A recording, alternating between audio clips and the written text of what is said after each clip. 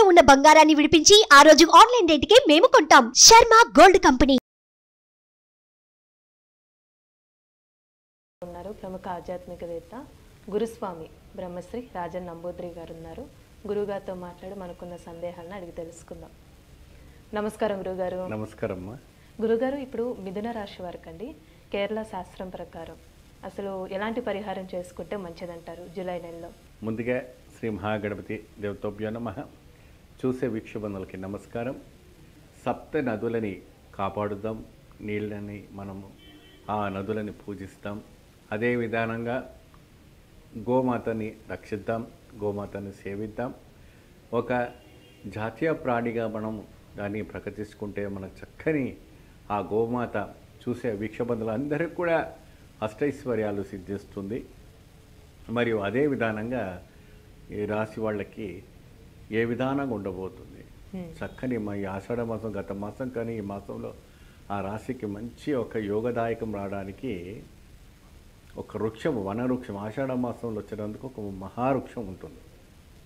ఆ వృక్షం ఏంటంటే పెద్ద పెద్ద మహర్షులందరూ కూడా తపస్సు ఆచరించడాని కోసం చక్కగా ఆ ఒక వృక్షం దగ్గర కూర్చొని పద్మాసనం వేస్తారు. ఎటువంటి వాళ్ళు అంటే వ్యాసాయ విష్ణు రూపాయ వ్యాసాయాన్ని వ్యాసుడు, వేదవ్యాసుడు అలాగే విశ్వామిత్రులు వాళ్ళు, అలాగే అశోక చక్రవర్తి గౌతమ బుద్ధుడు ఉన్నారు కదమ్మా వారు.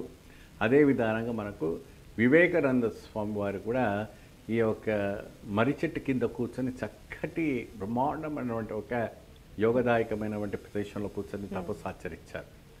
ఎందుకు మర్రి చెట్టు దగ్గర కూర్చొని పూజించడం వల్ల జ్ఞానం ప్రసన్నం అవుతుందంటే ఆ జ్ఞానం అనేది ఆ వేర్లు ఉంటాయి కదండి, ఆ వేర్లు ఎట్లా మీకు వైర్గా సాగిపోతుంటుందో మీ దేహంలో ఉన్నవంటి ఒక నెగిటివ్ ఎనర్జీ అంతా పోయి పాజిటివ్ ఎనర్జీ అన్నది అలా కూర్చుండిపోతుంది. సో అటువంటి వైభోగమైనటువంటి ఒక విశేషంలో చక్కటి ప్రదేశంగా ఈ రాశి వాళ్ళు చక్కగా అక్కడికి వెళ్ళి దీపారాధన చేసుకోవాలి. ప్రతి ఆదివారంన ఈ వెళ్ళి చక్కగా రావుకాలంలో ఆవు నెయ్యి దీపం పెట్టి 11 ప్రదక్షిణ చేయాలి. సాయంత్రం వేళ చేయకూడదు, ఉదయం వేళలోనే చేయాలి. ఉదయం వేళన ప్రతి ఆదివారం నాడు ఉదయం 6 నుండి 9 లోపు వరకే చేయాలి. 9 దాటితే మళ్ళీ ఆ వృక్షం దగ్గర వెళ్ళకూడదు. ఆ వృక్షం కింద వినాయకుడు ఉన్నా కూడా వెళ్ళకూడదు. కొన్ని అనాథ కార్యక్రమం అంటారు, కొన్ని పెద్దవాళ్ళు అంటారు అటువంటి వృక్షాల దగ్గర 10 దాటితే వెళ్ళకూడదు, 12 దాటితే వెళ్ళకూడదు అంటారు. 9 లోపు మనకు దేవతల ఆరాధన అవుతుంది కాబట్టి ఆ ఒక వృక్షము దగ్గర వెళ్ళి చక్కగా దీపం పెట్టి మంత్రం చెప్పి ప్రదర్శన చేసుకోండి, నోములు చేసుకోండి, వ్రతం చేసుకోండి, చక్కటి ఫలితం లభిస్తుంది. స్త్రీలైనా పురుషులైన ఈ రాశి వారికి మంచి ఫలితం రావడానికి ఉంటుంది. అంటే దీపారాధన ప్రత్యేకంగా ఏంటిదండి అసలు? ప్రత్యేకంగా వీళ్ళకి వచ్చేసి గోధుమ పిండి. గోధుమ పిండిలో ఏంటి అంటే మీరు ఆ గోధుమ పిండిలో పంచదార వేయండి, నెయ్యి వేయండి తర్వాత మీరు పెన్న మీద వేయించినటువంటి రవ్వ ఉంటుంది, ఆ రవ్వ వేయించినటువంటి కాస్తంత ఒక 50 గ్రాములు రవ్వ వేయండి. దాని తర్వాత మరగబెట్టినటువంటి ఆవు నెయ్యి కూడా వేసి చక్కగా అవంతా కూడాను ఒక ముద్దలాగా చేసి ఆ చేసిన తర్వాత మీకు దుప్పలాగా అవుతుంది. 2 దుప్పలు పెట్టాలి, ఎప్పుడైనా కూడా ఒకటి పెట్టకూడదు. ఆ దుప్పలన్నీ కింద 2 అరటిపండు తొక్కలు తీసి అరటిపండ్ల పైన ఆ దీపారాధన చేయాలి. ఇది చాలా అరుదైనటువంటి ఒక దీపారాధన. ఆ అరటిపండు పెట్టేసి చక్కగా ఆ దీపం పెట్టి ప్రదర్శన చేసుకొని అక్కడ ఆ మంత్రాన్ని జపిస్తూ చక్కగా రండి. ఎటువంటి మంత్రం అయినా కూడా మీకు సులభంగా రావడానికి ఆస్కారం ఉంటుంది. ఈ రాశి వారికి చాలా విశేషంగా ఉంటుంది.